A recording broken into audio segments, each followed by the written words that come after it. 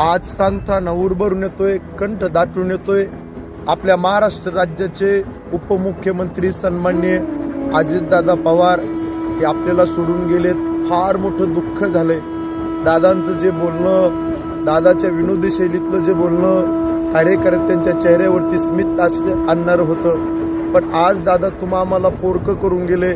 फार मोठी पोकळी आपल्या महाराष्ट्र राज्यामध्ये निर्माण झाली। अहो, दादांचं कार्य फार मोठं होतं। सर्वसामान्य घरातील मुलं आदरणीय अमोल साहेब मिटकरी गोरगरीब घरातील होते, पण दादांनी त्यांना आज आमदार केलं। किती मोठं कार्य। सूरज चव्हाण सारखा सर्वसामान्य घरातला मुलगा आज त्याला घर बांधून दिलं। अनेक कार्य त्यांचे आकाशाच्या उंचीचे, शब्दामध्ये न सांगणारे कार्य आहेत। सकाळी उठल्याच्या नंतर सगळ्यात अगोदर उठायचे आणि कामाला जायचे।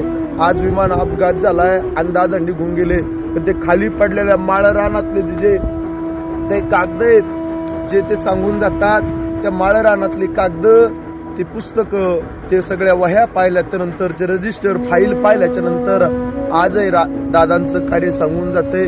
खरोखर अशा महान नेत्याला भावपूर्ण आदरांजली समर्पित करतो।